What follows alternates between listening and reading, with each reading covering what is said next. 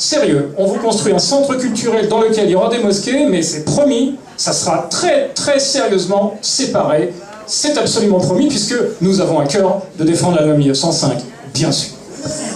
L'Institut des cultures d'islam n'est pas le financement par la ville de Paris d'un culte, certainement pas.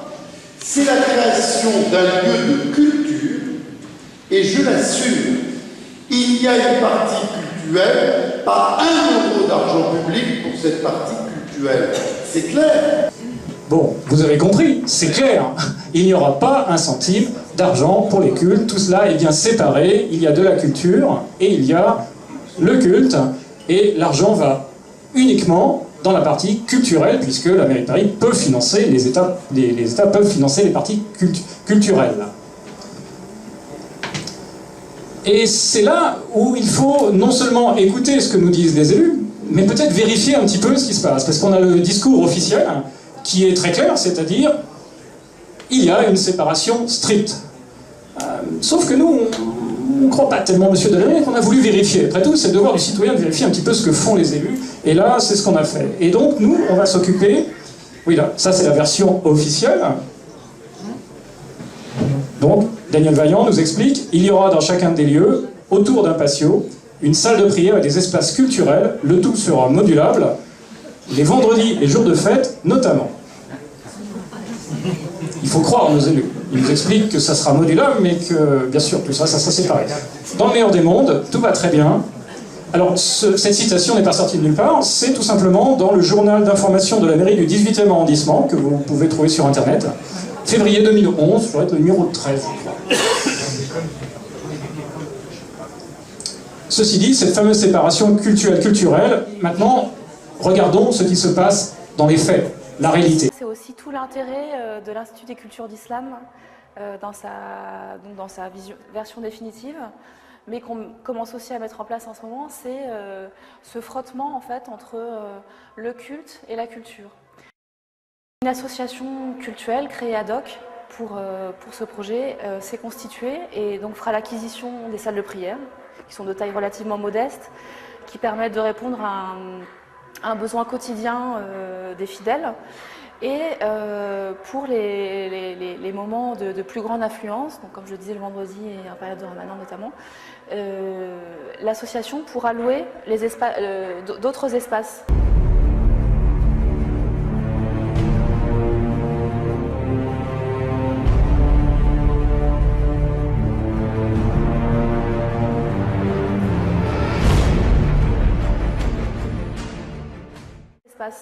Qui seront propriété en fait de la partie culturelle, voilà, et pourront les louer pour faire en quelque sorte des salles de prière à géométrie variable, quoi, qui s'agrandissent en cas de besoin.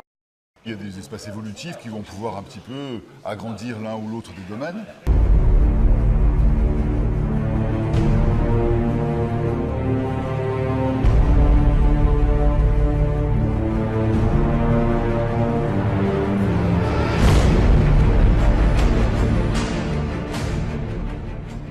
Tout ceci autour d'un lieu commun à l'intérieur qui est une sorte de patio.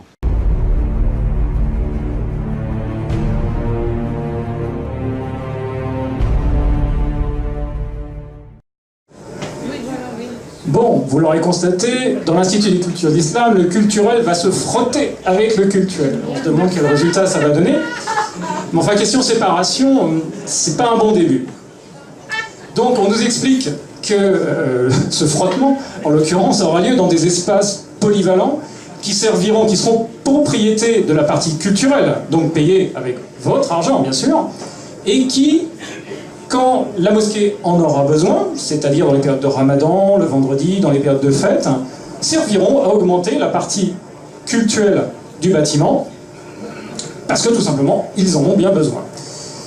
Nous avons aussi la mention d'un patio, et on va voir tout à l'heure que ce patio est un patio central, qui lui aussi, je le rappelle, est payé à 100% puisqu'il fait partie de la partie culturelle, patio dont va en partie bénéficier la partie culturelle. Voilà, les espaces modulables, les fameux espaces modulables. C'est bien qu'en théorie, tout ça paraît très beau, mais il faut tout simplement regarder les plans, la réalité. Et avec la réalité, vous allez voir qu'on apprend beaucoup de choses. Alors, ça, c'est le site du côté de la rue Polonceau. Et vous avez les deux espaces. Donc, l'espace cultuel, qui est en mauve en bas, qui est la partie donc réservée et payée par l'association musulmane, et qui est la partie réservée à la pratique du culte. Et vous avez en jaune, au-dessus, l'interface. L'interface qui est donc, enfin le nom poétique, des espaces modulables. Alors, cette interface fait partie de la partie culturelle. Celui-là, il est payé par le contribuable. Et il sera ajouté quand, le vendredi notamment, pendant la prière du vendredi et pendant le ramadan où il y a plus d'affluence pour les prières, il sera utilisé comme espace lui aussi cultuel.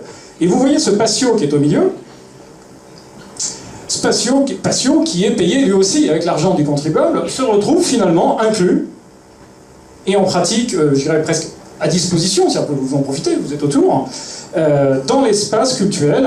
Et finalement, même en marche normale de bâtiment, quand il n'y a pas l'interface qui fonctionne, le patio, vous en profitez, vous êtes juste à côté, c'est comme si vous aviez un jardin qui est payé par votre voisin, avec duquel vous pouvez profiter. Et, détail qui va être important aussi, puisqu'il sera présent dans la deuxième partie, la petite flèche rouge qui est ici, c'est l'entrée du bâtiment. Vous apercevez que l'interface, ici placée, quand elle sera remplie de fidèles, il faut savoir qu'elle sera remplie de fidèles, puisque la capacité de l'Institut des cultures d'islam en ce qui concerne les prieurs dépasse à peine 2000 individus. Or, nous avons déjà, à l'heure actuelle, ne serait-ce que pour une seule mosquée, il citait le chiffre de 3000 personnes. Pour une seule des mosquées. Et vous verrez dans le reportage un petit peu plus loin, vous cite aussi plusieurs milliers de personnes. Les capacités de ce bâtiment sont déjà largement dépassées. Ils le disent eux-mêmes, dans d'autres vidéos qu'on n'a pas inclus dans cette présentation.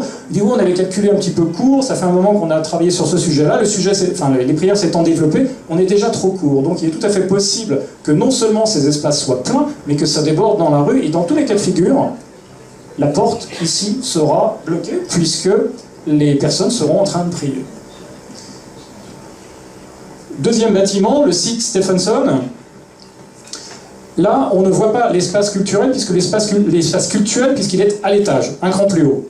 Et donc ça, c'est le rez-de-chaussée. Et vous avez là encore le rez-de-chaussée, donc le hall d'accueil, qui sera intégralement utilisé par les prieurs, avec les deux entrées du bâtiment. Celui-là, c'est le bâtiment qui est en L. Il y a des entrées des deux côtés. Donc ce bâtiment, quand il sera rempli de prieurs, il sera lui aussi absolument non fonctionnel, puisque on ne pourra plus ni rentrer ni sortir du bâtiment, un petit peu comme dans les rues aujourd'hui qui sont occupées par les prieurs. Donc les jours de prière et de fêtes religieuses, la partie culturelle cessera de fonctionner normalement. Là encore, bel exemple de parfaite indépendance entre les deux parties. La structure des bâtiments nous montre que la fonction cultuelle a priorité sur les activités culturelles et que le cahier des charges du projet répond à des contraintes culturelles, encore une fois. Si ces deux bâtiments étaient vraiment aussi indépendants que ça, la marche normale d'une des parties du bâtiment ne devrait pas influer sur la marche normale de l'autre partie du bâtiment. Et là, ce n'est pas du tout le cas. Quand la partie culturelle, je dirais, est en fonctionnement et fonctionne à plein régime, tout s'arrête dans la partie culturelle. A priori, s'il y avait des expositions, etc., ben c'est fini, ça ne marche plus. Aujourd'hui, on prie. Et oui, le culturel sert d'emballage au cultuel. C'est un faux-nez. C'est un faux-nez, c'est la cerise qui sert à camoufler l'ensemble. On a un emballage d'un bâtiment cultuel dont le cahier des charges, en réalité, est un cahier des charges qui est uniquement fait pour résoudre les problèmes des prières des rues et offrir la possibilité aux gens de prier. Tout le reste, c'est une assez grosse plaisanterie. Jusqu'à présent, on est déjà dans une anormalité par rapport à la laïcité. Et on va s'apercevoir que non seulement la partie culturelle est un emballage, mais que même la partie culturelle pose problème.